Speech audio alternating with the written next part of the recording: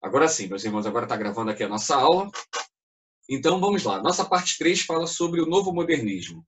E eu quero iniciar falando sobre esse pensador, né, que é um grande expoente do século XX, que é o Karl Barth. Quando eu olho para a teologia de Karl Barth, né, eu também penso como o autor aí dessa apostila, né, que ele nos propõe. Né? Será que é um novo ortodoxismo?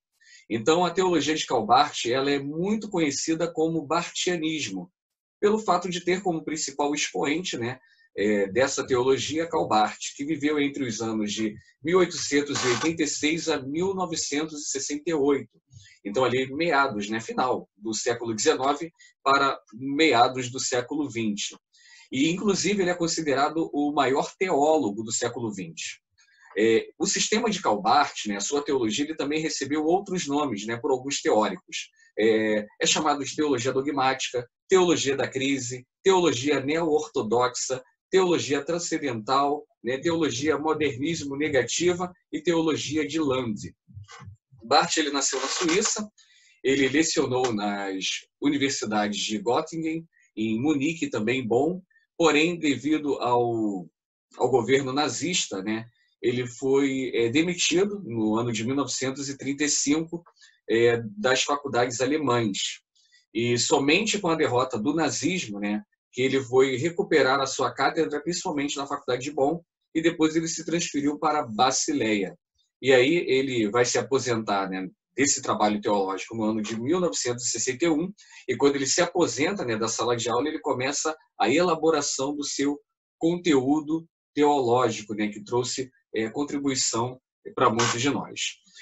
A teologia de Karl Barth era uma teologia muito pragmática. Tá? Barth, alguns teóricos vão dizer que ele abandonou, né, o terreno da lógica e ingressa assim no pragmatismo.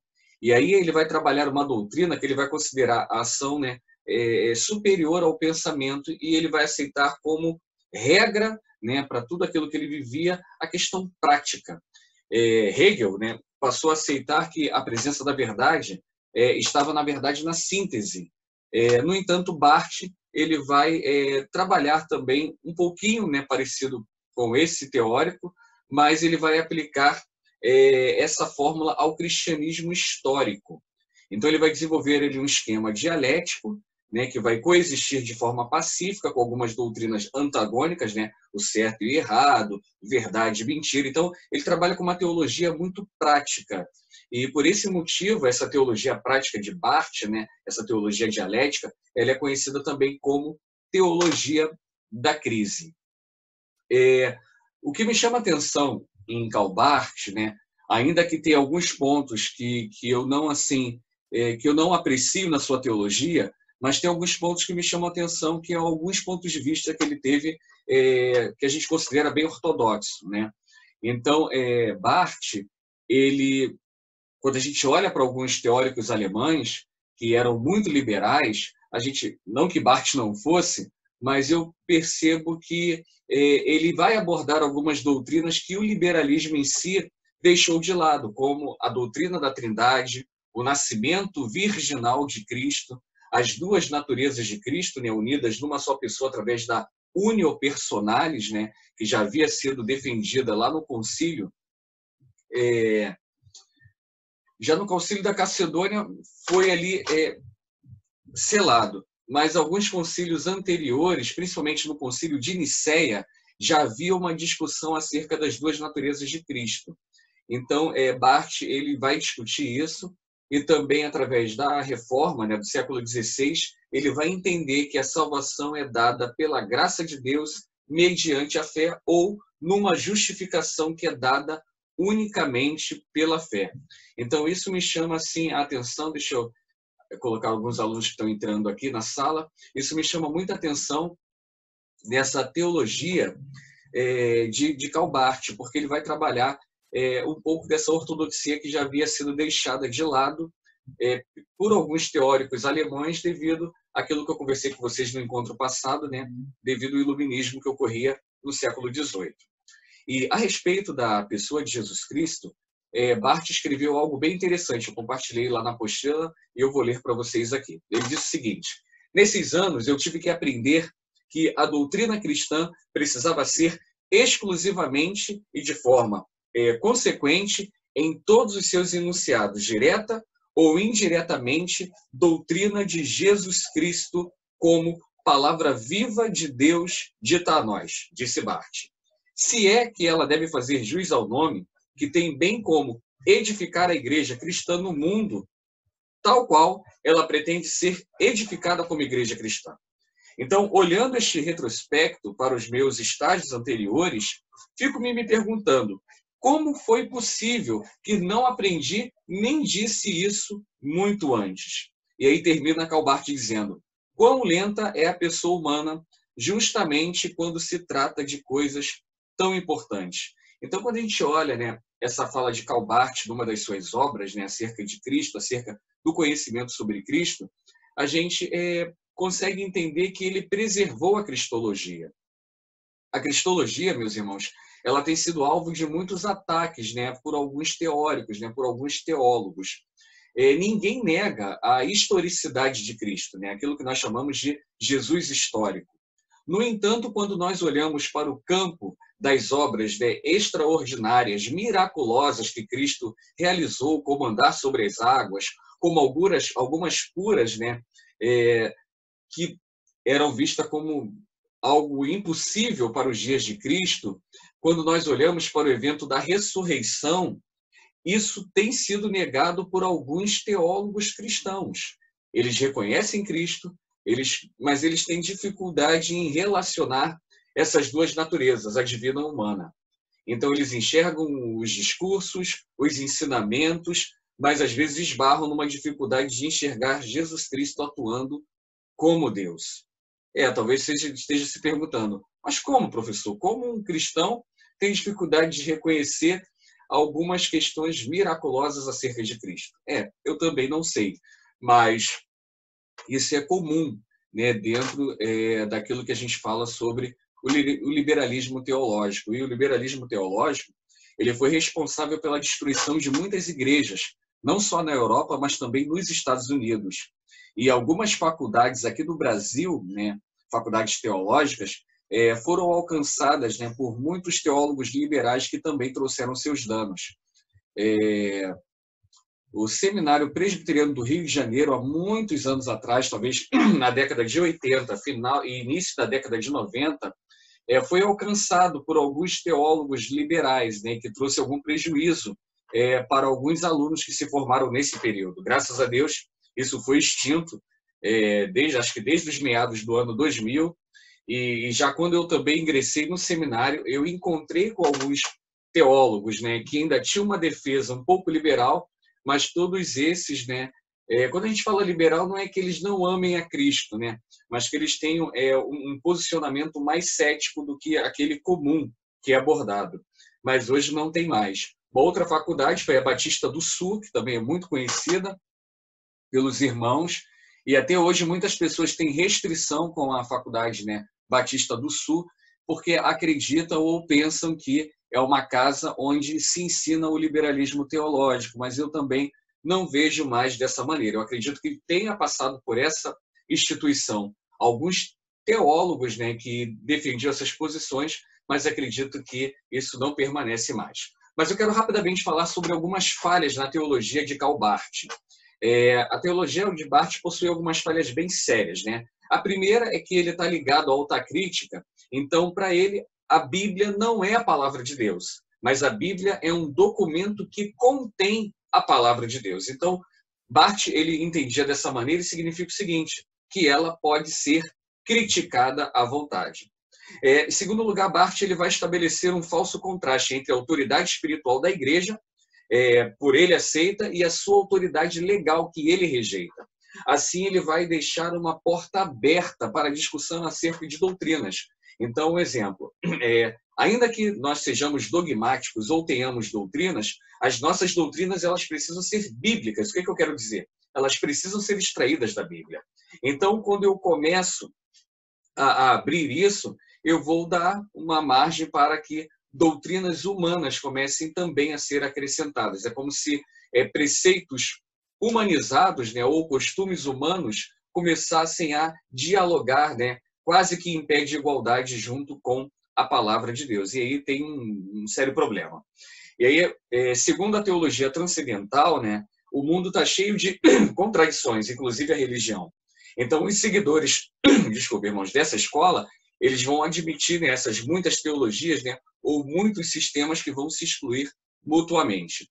Um dos líderes, seguidores da teologia de Calbart, declarou o seguinte: em face do modernismo e da fé histórica, não se deve dizer um ou outro, mas um e outro. E aí eles estão querendo dizer o seguinte, que isso seria aceitar, né, uma doutrina de que Jesus, por exemplo, é mediador entre Deus e os homens, mas também, ao mesmo tempo, admitir uma mediação de Maria.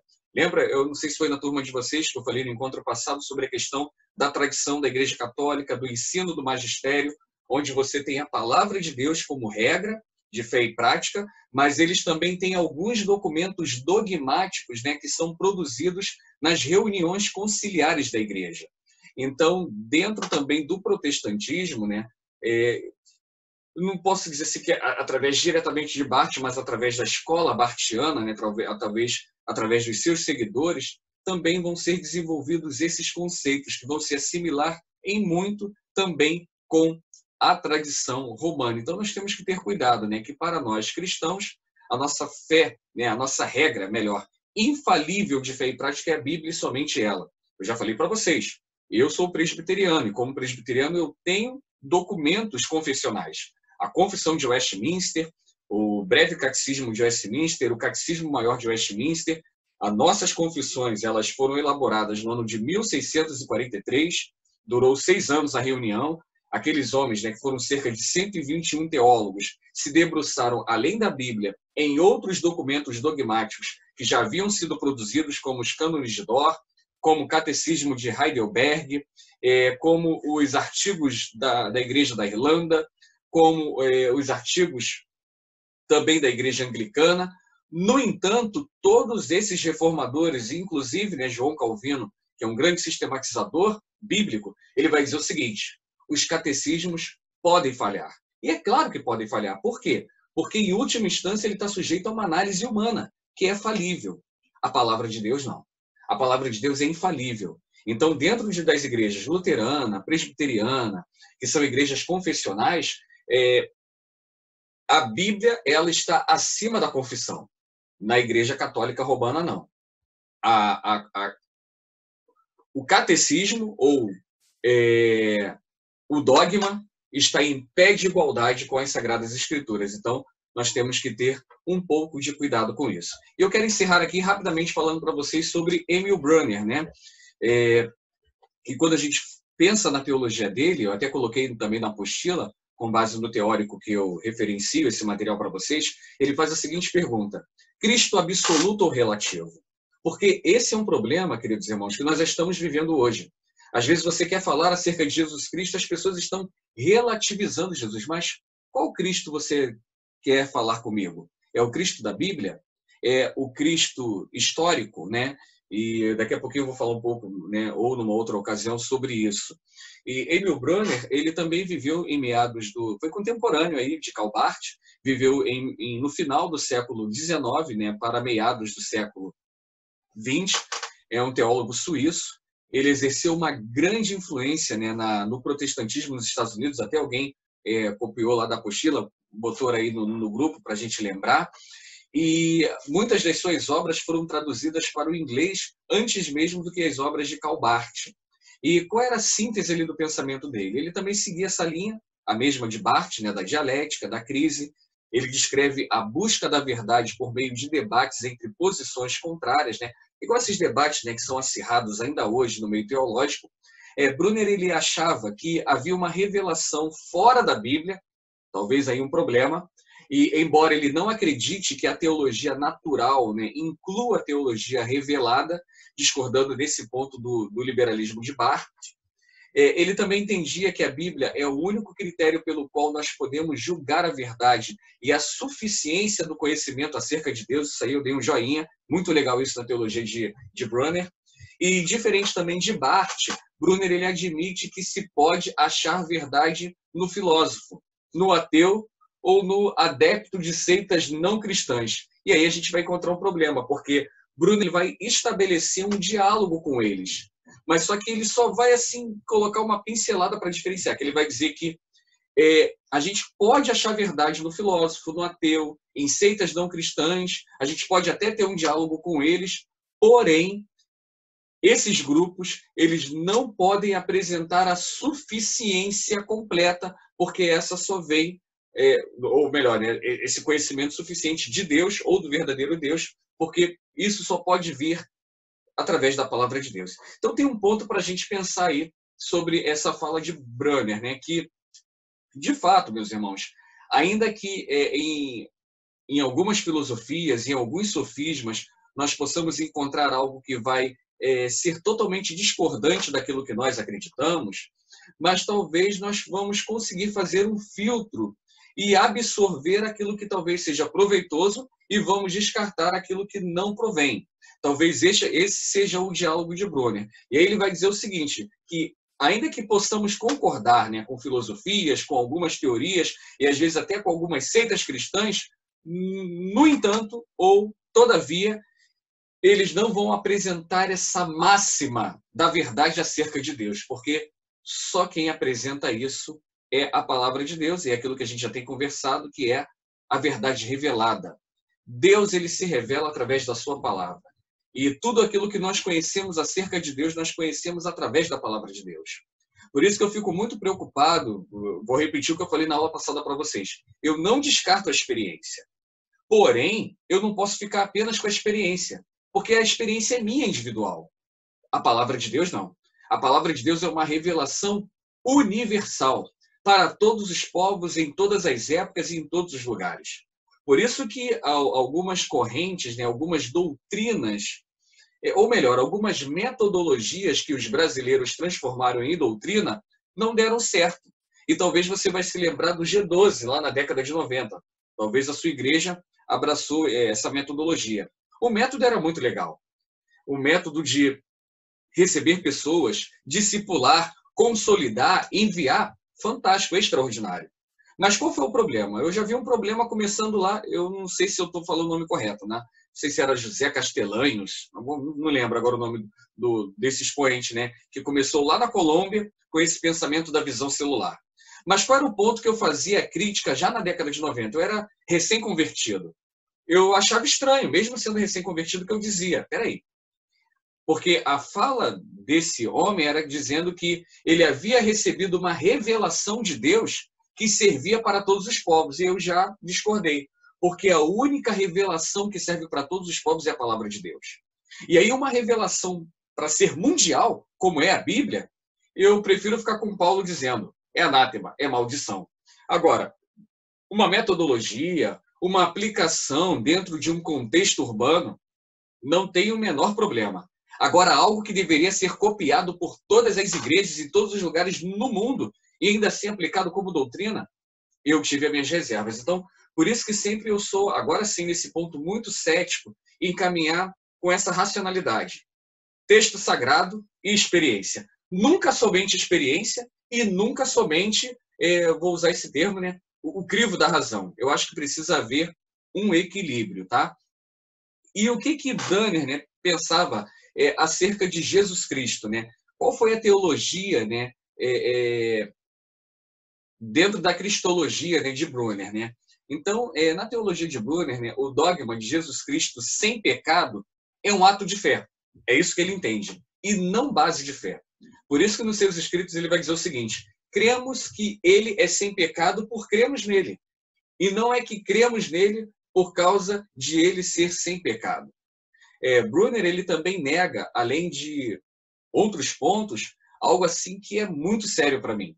O nascimento virginal de Cristo, os 40 dias pós-ressurreição e a ascensão física do Senhor. Caramba, esse é um ponto vital da nossa existência como cristãos, né? É a ressurreição.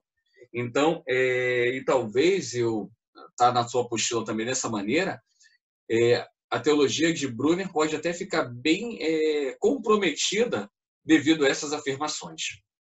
Um outro ponto que ele também pensa em relação ao homem, ele entende que na relação do homem com Deus não pode ser expressa de de forma racional, né, de forma lógica, mas apenas em termos de mitos, né?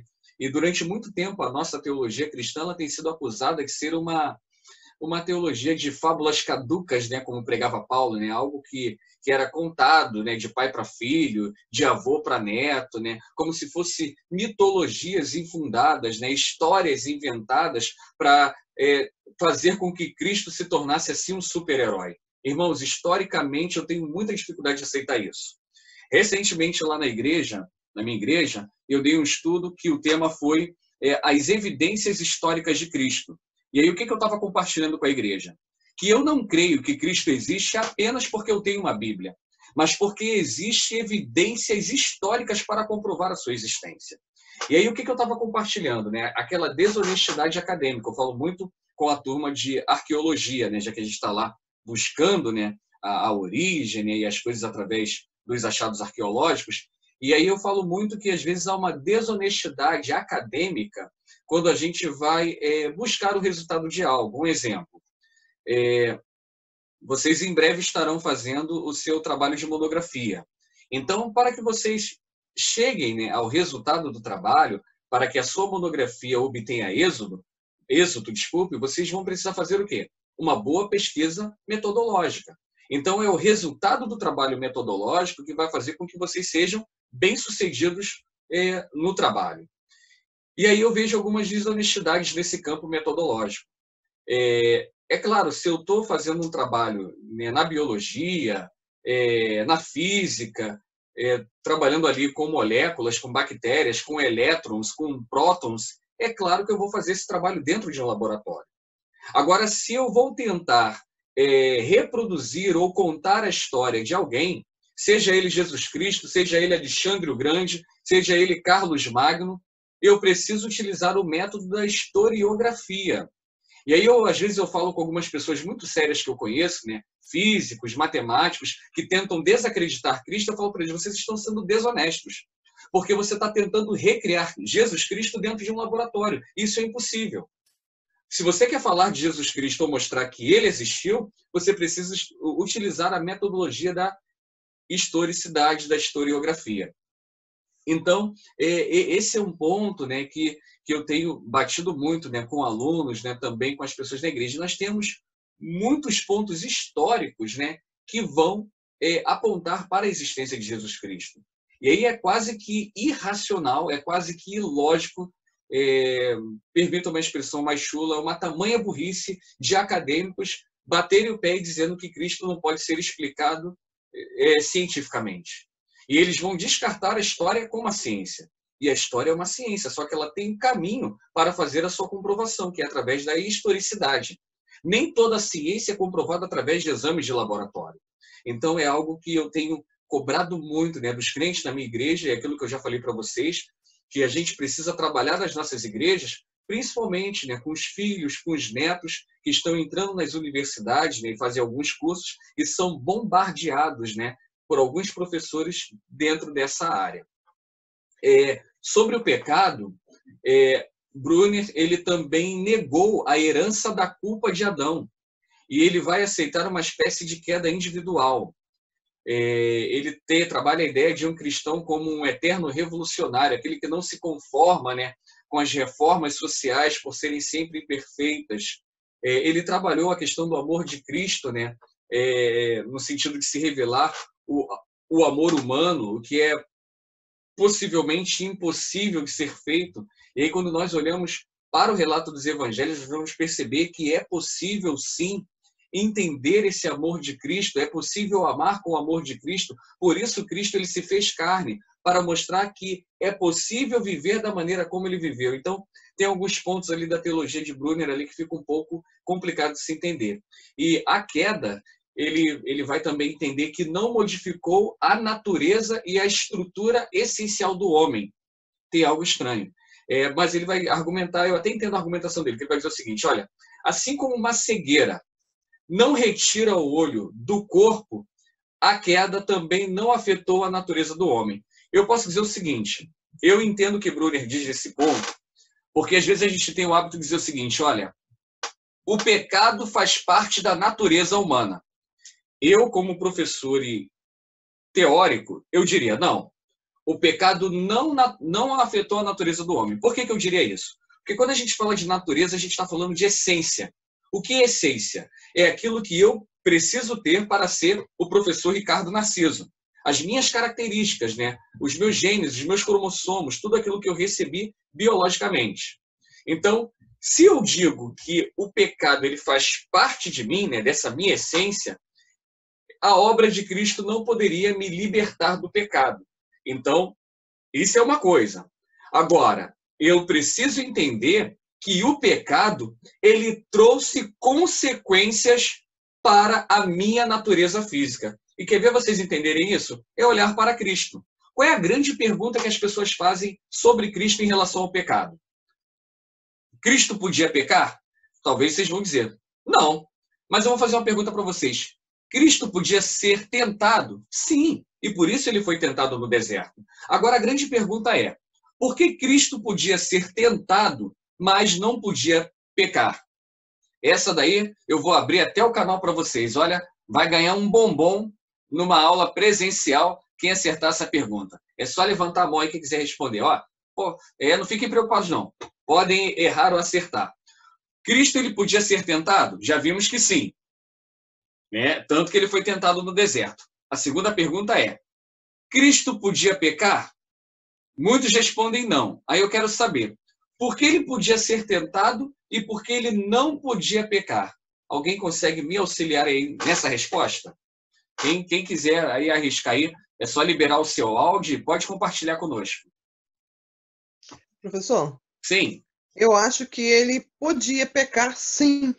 Porque, afinal de contas, ele estava na Terra como homem, como carne, digamos, passando por escassez em algum momento de fome no meio da sua caminhada, cansaço pelas dores, por tudo. Mas ele optou por não pecar, porque, na verdade, havia um propósito muito maior, que era o propósito do Pai, o propósito de Deus, de que ele fosse esse exemplo vivo para nós. Maravilha. Algum outro Digamos irmão? assim, vamos botar de acerto, de perfeição, de santidade. Não sei, é minha opinião, né? Minha opinião a respeito do nosso Não, é isso que eu quero ouvir. Eu quero ouvir a opinião de vocês. Que é o que eu falo. Qualquer dúvidas, opiniões, pensamentos que de repente não sejam aqueles, né, corretos ou assertivos, a gente tem que resolver aqui. O que nós não podemos levar algo errado é para a igreja. Aqui que é o momento de a gente corrigir, tirar dúvida, falar besteira, falar coisas certas, mas agora da igreja não. Na igreja é só os ensinamentos corretos. Além da nossa irmã Maria do Rosário, mais alguém quer contribuir sobre esse pensamento aí? Professor, um último detalhe. Dá uma olhadinha se não tem alguém tentando entrar na sala, por favor. Não, não tem não. Eu estou de olho aqui. Tem não? Não, todos que mandaram aqui o pedido aqui, todos que bateram na porta, eu abri. Ah, tá, então tá bom. Eu estou de olho aqui. Alguém quer contribuir sobre esse ponto? Então vamos lá. Então, vamos complementar aí. Irmã Maria do Rosário, o que a irmã pensou é muito comum, tá? No pensamento da igreja. No entanto, o que aconteceu, né? Quantas naturezas nós temos? Nós, seres humanos. Só fazer com o dedo aí, só vocês indicarem aí. Temos quantas naturezas? 3, 4, 5, 1, 2. Quantas naturezas nós temos? Você pode sinalizar ali, ó. Tem um irmão que está fazendo... Oi? Uma irmã ali botou 2. Alguém mais? Alguém risca aí? 2 também, irmã Maria do Rosário colocou. Quem dá mais, quem dá menos? Eu vou dizer o seguinte, meus irmãos. Nós, seres humanos limitados, contingentes, falíveis, pecadores e outros adjetivos que eu não teria como colocar agora, nós só temos uma única natureza. Qual é a nossa natureza? A natureza humana, né? E lembra, por isso que eu disse, o que é a natureza? É a essência, é o que nos faz seres humanos. E Jesus Cristo, quantas naturezas ele tinha? 2 naturezas, a humana e a divina. Então, vamos trabalhar esse ponto aí. Vocês responderam que Jesus ele podia ser tentado. Sim, podia ser tentado, devido à sua natureza humana. E aí é um ponto que nós não. Eu já resolvi isso há algum tempo. Mas muitos crentes não conseguem entender o seguinte: os efeitos do pecado em Cristo. Cristo foi afetado pelo pecado? Sim. Sim. Aonde? Na sua natureza humana. Qual é a consequência do pecado? Vamos lembrar lá no pecado. Gerou 3 mortes, lembram? Física, o corpo vai adoecer. Espiritual, afastamento de Deus. E morte eterna, que é o inferno. O primeiro estágio de morte, morte física, que significa? O corpo agora vai adoecer, a gente vai poder se cortar, nós vamos poder sangrar, nós vamos poder chorar. Essas coisas que o pessoal fala hoje, sobre depressão, síndrome do pânico, isso é doença do futuro. Não, é doença do passado. Começou lá no Gênesis 3. Quando o pecado entrou no mundo, veio todas as mazelas para a humanidade. Então Jesus Cristo, ele chorou? Sim. Jesus Cristo, ele ficou angustiado? Claro que ficou. O relato do Getsêmani diz isso. Jesus Cristo, ele ficava com fome, com sede, com vontade de ir no banheiro para fazer número 1, número 2. Tudo isso. Por quê? Por causa da sua natureza humana. Então, quais foram os efeitos do pecado na natureza humana de Cristo? Tudo isso. Tanto que Cristo sofreu, chorou, se angustiou e foi levado até a morte, morte de cruz. No entanto, meus irmãos, além dessa natureza humana, Jesus, ele tinha uma outra natureza, o que nós não temos, que é a natureza divina. Então, Jesus, ele podia ser tentado porque ele tinha uma natureza humana, mas ele não podia pecar porque ele tinha uma natureza divina. Qual é o padrão de Deus, né? Sede santos porque eu sou santo. Deus, ele é santo. Deus, ele não pode pecar. Então, Jesus Cristo, ele tinha essas duas naturezas, a natureza humana e a natureza divina. E aí, meus irmãos, só que essas naturezas, elas entravam numa simbiose, que a gente vai chamar na teologia de unio personalis, é um termo no latim.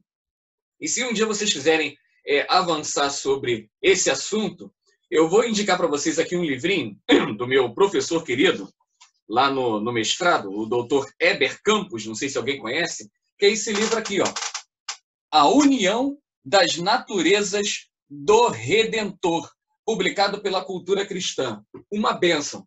Vocês vão entender isso aí. E tem outro livro que eu vou pegar aqui para vocês também do doutor Heber Campos, meu professor, que ele diz As Duas Naturezas do Redentor. Meus irmãos, fantástico, também publicado pela Cultura Cristã. Um tem 600 páginas e um tem 500 páginas.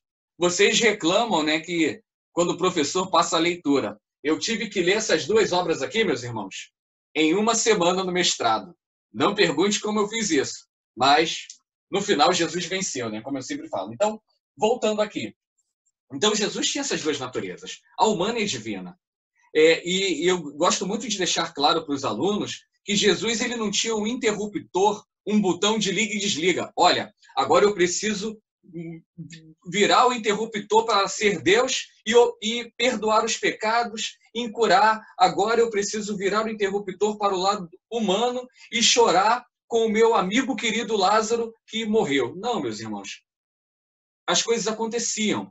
Por isso que eu gosto de dizer, né? Havia essa espécie de simbiose, né? Devido a esse termo unio personalis, que fazia com que em alguns momentos se manifestasse a natureza humana, mas em alguns momentos nós vamos perceber de forma muito clara a manifestação, né, do ser divino, né, da divindade de Cristo.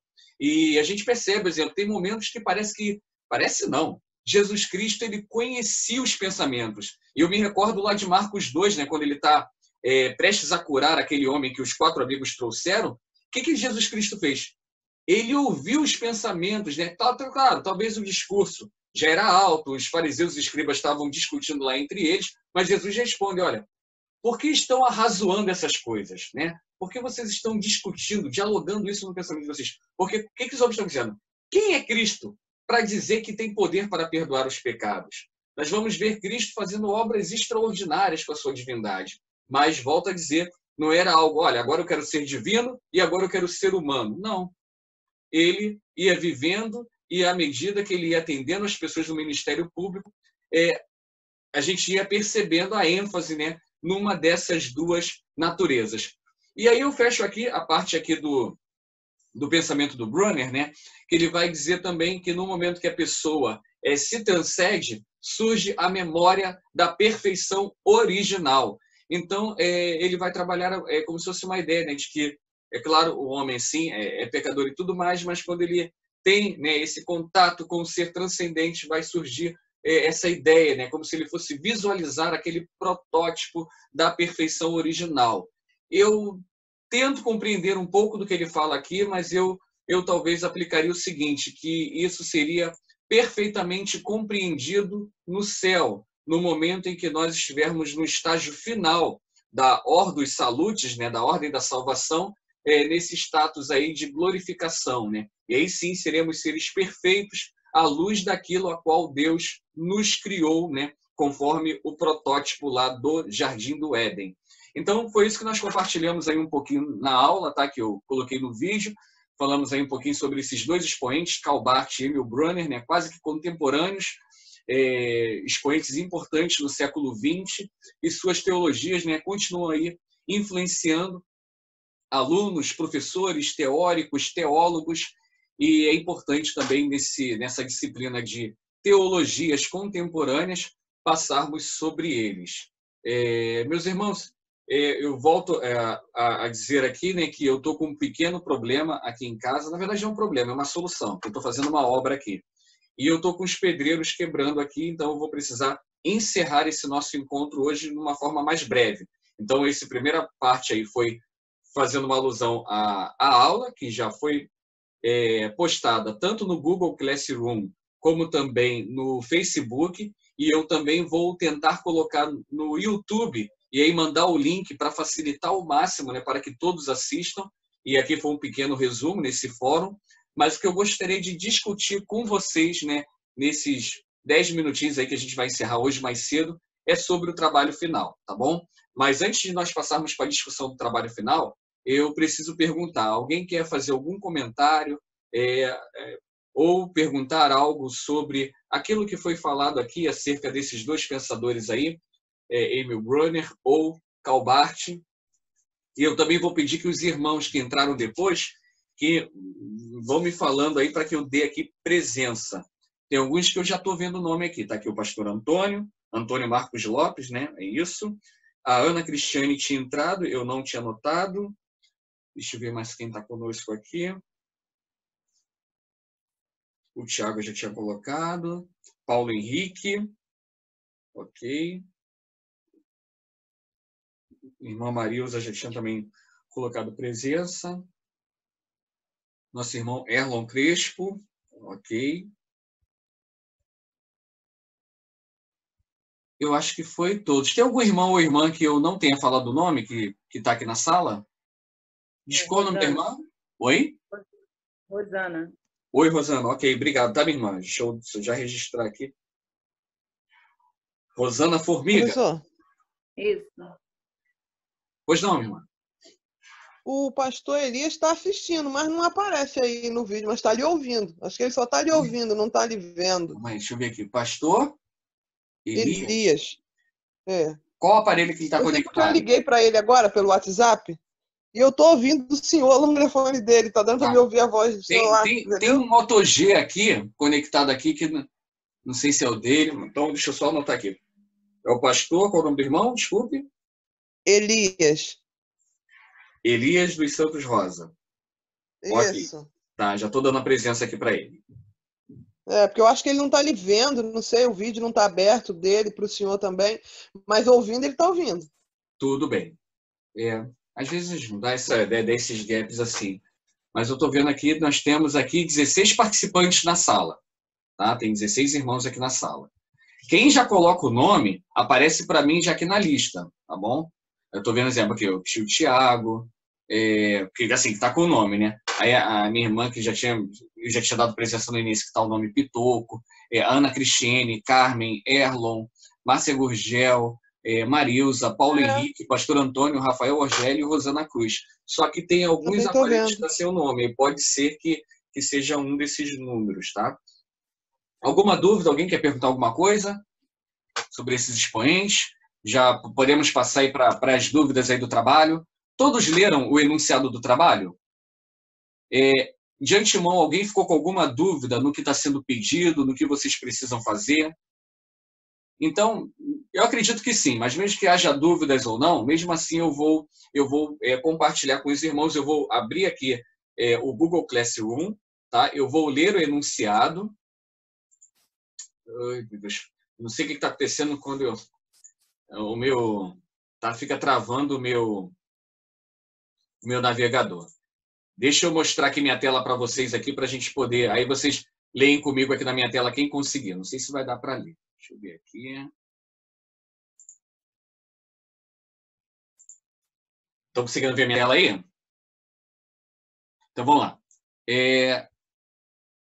Avaliação final. Olá, caros alunos. Na apostila de Teologia Contemporânea, tem uma parte dedicada à obra realizada pelo reformador João Calvino em Genebra. Estou passando aqui o cursor em cima. Vocês deverão realizar uma pesquisa, né? No caso, um trabalho. Eu botei aqui pesquisa e um trabalho, tá? É uma coisa só. É a pesquisa para fazer o trabalho. Com no mínimo 2 laudas, eu tinha até falado 3, né? Mas com no mínimo 2 laudas, 2 páginas, e no máximo 4 páginas. E vocês deverão escolher um desses temas para desenvolver o trabalho. Então, o que vocês vão fazer? Aí eu botei lá. Primeiro tema, a contribuição de João Calvino na área social de Genebra. Segundo tema, a contribuição de João Calvino na área de ensino de Genebra. E terceiro tema, a contribuição de João Calvino na esfera política de Genebra. Então, vocês não vão ter que fazer... Ah, já entendi, professor. É um trabalho com 3 tópicos. Não. Vocês vão escolher. De repente, um irmão quer falar sobre o ensino. Opa, ok, vai falar sobre o ensino. De repente, outro irmão quer falar sobre a área política, que está aí em voga a discussão. E aí vai fazer sobre política. E de repente alguém, não, eu gosto da área social, eu quero pesquisar sobre a área social. E um ponto importante que eu queria falar com vocês. Por que eu escolhi, meus irmãos, esse teólogo João Calvino? Não é porque eu sou presbiteriano e porque eu sou calvinista, mas porque de todos os teólogos que nós tivemos, né, no período da Reforma, João Calvino ele foi aquele que se aprofundou mais, né, no estudo teológico, na sistematização da Bíblia. E eu já falei para vocês, né, que ele foi parar em Genebra por acidente. Ele estava de passagem indo para Estrasburgo e ele tem um encontro com Guilherme Farel, que está fazendo uma reforma. Quando a gente fala reforma, vamos pensar assim numa espécie de avivamento. Vamos pensar em alguém que teve um contato com a Bíblia, teve a sua vida transformada por ela, e agora ele não se contém com aquilo. Vamos lembrar de Atos dos Apóstolos, capítulo 2. E ele começa a falar as grandezas de Deus para a sua cidade. E essa palavra que agora é pregada começa a transformar a sociedade. Então, Guilherme Farel estava fazendo isso. E aí, quando Calvino passa pela cidade, ele já tinha ouvido falar de Calvino, ele pede para que Calvino fique com ele em Genebra para ajudá-lo, né, a fazer essa grande obra. Calvino não quis. Calvino, meu amigo, olha, é problema seu. Eu estou de passagem por aqui, eu estou indo para esse lugar porque eu tenho um compromisso lá e vou embora. E aí Guilherme Farel amaldiçoa Calvino, né, lança uma palavra de maldição sobre ele, não é só presente nos nossos dias, aconteceu também no passado. E aí Calvino ficou muito preocupado com aquilo e decide ficar em Genebra. E aí ele vai realizar essa obra que vai ser algo assim, irmãos, extraordinário. Se hoje você considera os Estados Unidos uma grande nação, é uma nação que foi influenciada pelo pensamento desses protestantes que foram influenciados pelo pensamento de João Calvino. Eu já disse aqui a alguns irmãos, né? Eu já tive a oportunidade de visitar alguns países na Europa, alguns países protestantes, e é notório o que o protestantismo fez para essas nações. Suíça, Holanda, Inglaterra, Bélgica, Alemanha. Irmãos, é algo extraordinário. Então, foi por esse motivo que eu escolhi, né, que vocês fizessem esse trabalho, né? Porque eu fico apaixonado quando eu leio isso. E eu vejo um monte de discussão dos crentes falando em ação social, falando em educação. Ah, porque tem escola, porque tem isso. A gente não sabe de nada. Crentes falando de avivamento. Então, eu estou pedindo para vocês fazerem esse trabalho para que vocês tenham contato, né? Caso aqueles que ainda não tiveram, e consigam entender o que de fato foi essa reforma chamada Reforma no século XVI. Não foi só umas ideias jogadas no ar, né?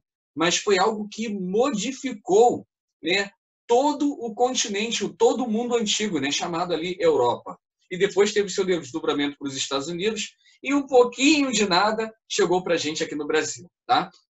Então, eu quero recomendar uma obra para vocês, que eu já botei a foto aqui, que é essa obra aqui, com o título Calvinismo, do autor chamado Abraham Kuyper. Esse livro foi publicado pela editora Cultura Cristã. Tem várias capas, tá? Essa é uma capa, acho que já tem 3 ou 4 capas. Eu botei a foto aí para vocês no grupo e eu quero também passar algumas dicas. Em primeiro lugar, não é obrigatório comprar o livro para fazer o trabalho. Segundo lugar, sem o livro você vai conseguir fazer o trabalho tranquilamente, porque tem muitos sites acadêmicos, só que o professor não vai dizer o nome aqui, é você que vai pesquisar, que você vai encontrar todos esses assuntos que eu coloquei aí. Mas se alguém, professor, não, eu quero adquirir para ter esse livro na minha casa, que eu quero ler com calma depois. Eu vi promoção no Submarino, eu vi promoção em alguns sites, mas se você quiser esperar um tempinho, eu tenho feito o seguinte para alguns alunos. Alguns alunos sabem que a Cultura Cristã é uma editora da nossa igreja, né, da minha igreja, a Igreja Presbiteriana do Brasil. E nós temos já a editora aqui no Rio de Janeiro, e o gerente da editora é um pastor amigo meu. Então, pastor, eu tenho um desconto de 40% na Cultura Cristã. E eu fico sempre brigando lá com o gerente para ele me dar a oportunidade de eu conceder aos alunos 30% de desconto. E alguns alunos, né, na época que as aulas estavam sendo presenciais, já estavam conseguindo ir lá e comprar esses livros, tá?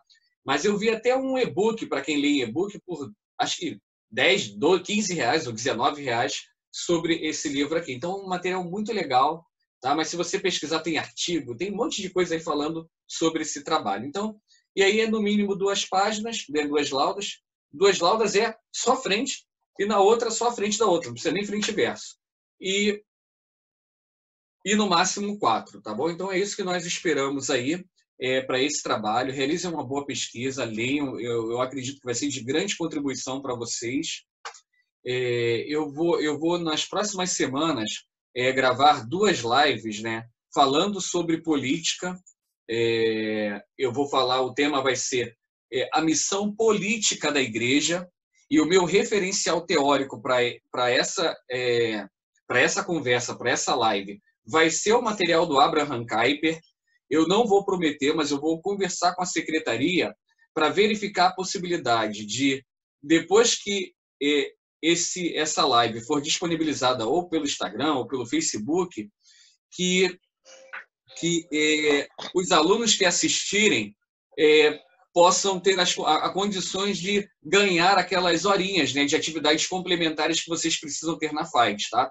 Eu fiz isso recentemente com uma outra turma e eu vou pedir à secretaria se eles podem fazer isso. Que aí, mesmo nesse momento de pandemia, vocês assim conseguem fazer alguma atividade extra, né, curricular, para poder contar naquelas horas que vocês precisam ali para a formação de vocês. Tá? Agora eu vou abrir para perguntas sobre o trabalho. Quem quiser perguntar alguma coisa, fique à vontade, já partindo aí para o nosso encerramento. Professor? Pois não, Rafael? A necessidade de capa, trabalho de capa. Ótimo. Boa pergunta, Rafael. Não é necessário, tá, meus irmãos? Eu sempre falo isso para os irmãos. Tem irmãos que, às vezes, devido à condição, né, tecnológica e até mesmo o conhecimento da ferramenta, só conseguem fazer no caderno, tiram foto, manda. Então, aí já vou até complementar a sua pergunta, Rafael. Então, eu aceito trabalho com capa no Word, aceito trabalho no Word e aceito trabalho feito, né, manuscrito, como a gente fala. Eu só peço nos trabalhos manuscritos que alguns irmãos que têm uma letrinha assim que não seja tão legível, evitem de fazê-la cursiva, né, aquelas letrinhas redondinhas. Eu até brinco. Eu ainda não sou professor de manuscritos antigos, né, nem de hieróglifos. E tem algumas letrinhas que eu tenho dificuldade para ler. Mas, realmente, então, exemplo, você fez seu trabalho digitado. Pode fazer ele com capa. Professor, tem alguma dica para formatação? Dica padrão. Times New Roman, né, que é o texto que a gente usa, que é o padrão acadêmico, é bom já até para você treinar.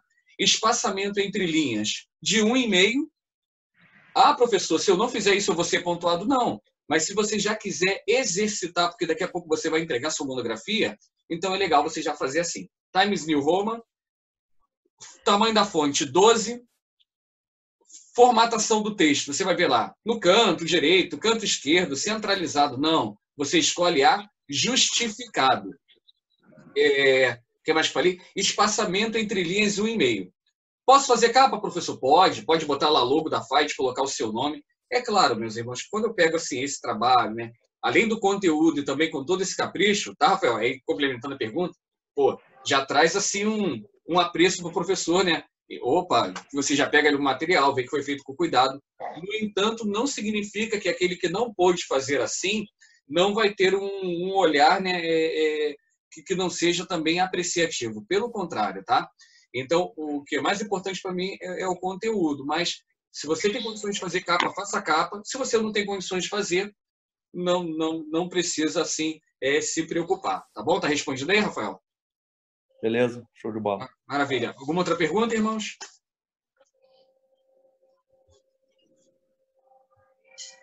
Nenhuma? Ok. Meus irmãos, eu vou hoje, tá? Vocês me perdoem, né? Eu vou precisar encerrar um pouquinho mais cedo. Deixa eu só verificar que teve alguns irmãos que entraram depois. O irmão Sérgio Leandro chegou no finalzinho aqui, mas já está aqui conosco. Nossa irmã Ieda. Deixa eu só... Para mim estava caindo, professor. Ah, eu entendo. Irmã Ieda, o seu nome não está na pauta. Ah, desculpe, minha irmã. Maria Ieda. Está sim. Isso, Maria Ieda de Souza Ok. Azevedo. Deixa eu só falar aqui os nomes que eu não dei presença para os irmãos me auxiliarem para ver se está na sala ou se botar em outro canal. Daniel Rezende de Araújo, parece que não está na turma. Jéssica, ela já tinha avisado que não iria acessar por aqui, depois eu confiro se ela acessou no outro canal. Lúcia Amélia de Sá Pimentel também não está nessa turma, parece. Aí eu preciso da confirmação da Maria das Graças G. Mateu. Se alguém depois, ou se a conhece, ou se ela está assistindo a aula em outro canal, eu preciso dessa informação ainda hoje. Tá, irmã Maria do Rosário? Me ajude nisso, porque hoje ela já vai estar entrando na terceira falta, e aí eu já preciso informar a secretaria.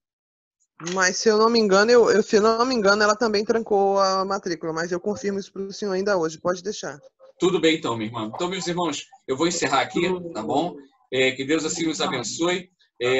Eu acredito que no final de semana eu já estarei postando a 4ª aula sobre aquele trabalhinho que vocês precisam responder as perguntas.